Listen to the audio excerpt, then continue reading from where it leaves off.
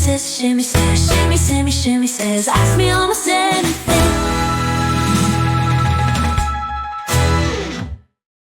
Hey everyone, it's Shimmy and welcome to another Shimmy Says. This is a little different Shimmy Says. I'm in Vegas.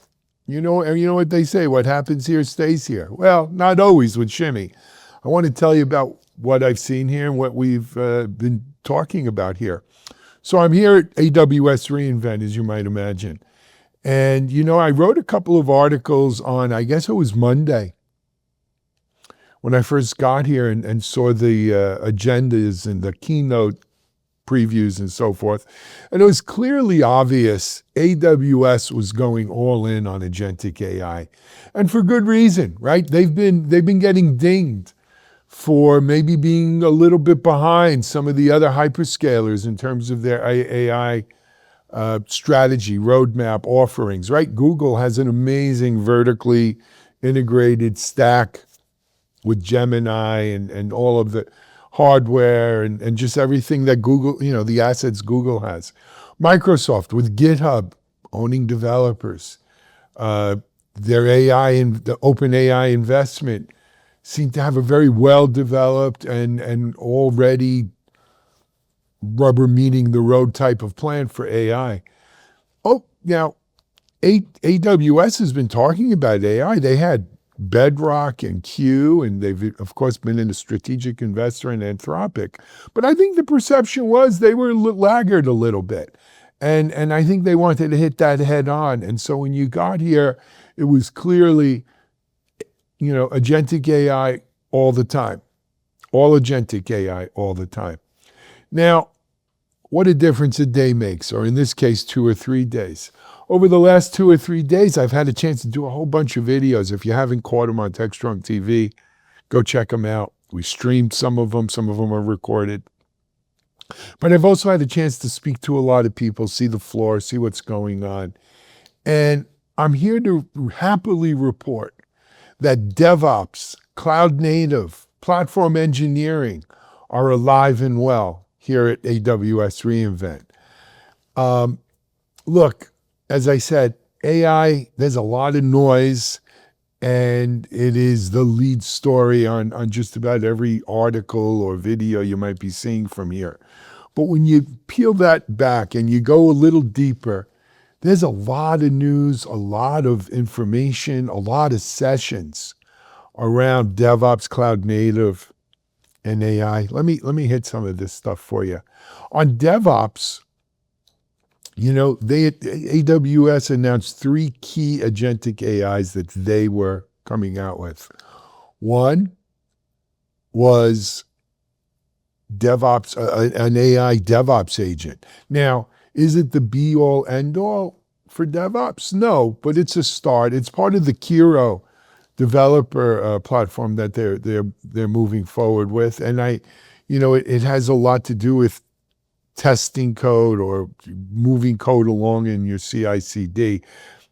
It's great, right? It's a fine start. And from what I've heard in briefings and so forth, it's really just the first of several others that we're going to see that are really here not to replace the DevOps engineer, but to make the DevOps engineer's life easier, to make his role actually more important. So net, I think it's a good thing for DevOps. On top of that, there was just a lot more talk about DevOps in general, right? Just about every DevOps vendor that I know of is out there on the show floor, and they've got nice crowds around their booth.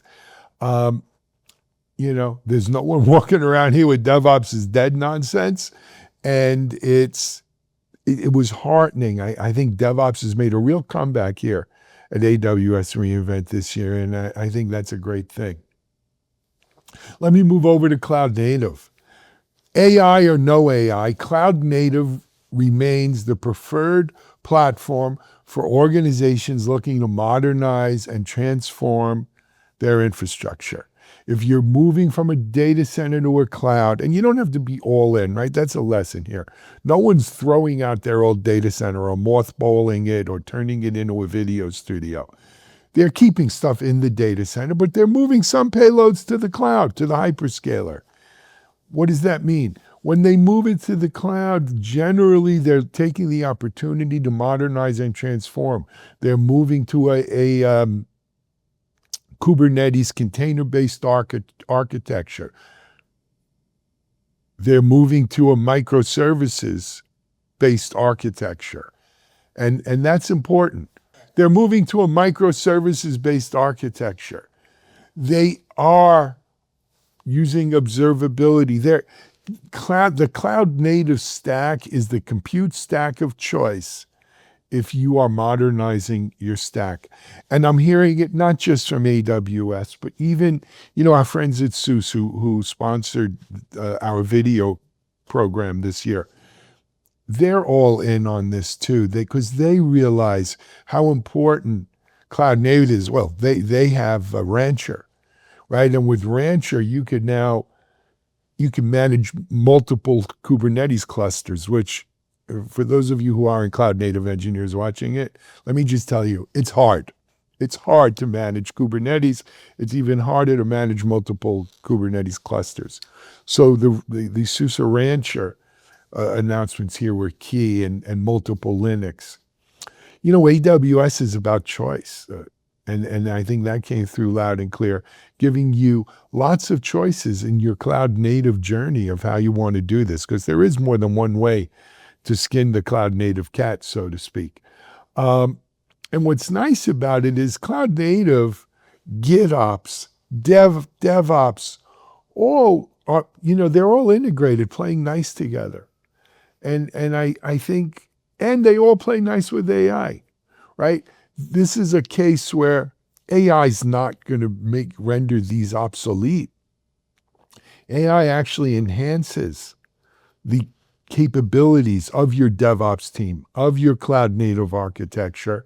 And let me throw one other stick on the fire too, platform engineering.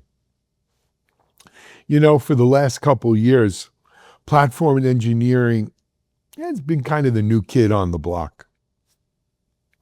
Some people say we're saying it's a marketing gimmick. Some people were saying it's a fad. Some people were saying it's a niche kind of thing, and it's just really another word first they were saying it was another word for managing Kubernetes. In the last 2 years, they were saying, well, it just means you're managing an IDP, internal developer platform. But at the end of the day, make no mistake, in the age of AI, platform's where it's at. You want to do a point solution, AI can spin up point solutions all day long till the cows come home. But you need a platform for these things to run on.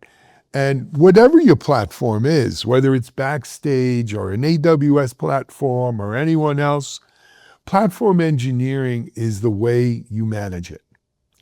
And they're well represented here. It's taken on a bit of a maturity. My friends at platformengineering.org were here doing some supplemental sessions and so forth.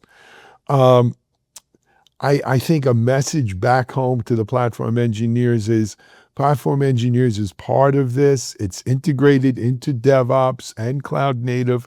And the three of them work real well together. And the three of them work real well with AI as well. So anybody who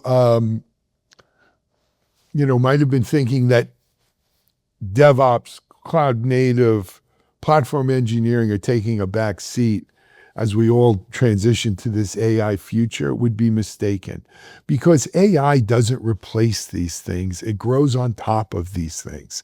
And there's a lesson there for all of us, right? A lot of announcements out here around hardware. All of a sudden hardware, I've said it before, hardware is sexy. It hasn't been sexy for a long time, but today it is. If you could talk the latest Graviton and Trainiums and Blackwells and all these names, good for you. But there's that hardware layer, there's the software layer, there's what we've learned in IT and the processes and modalities that we've built up for decades. And AI enhances those, speeds them up, makes them better, but doesn't replace them.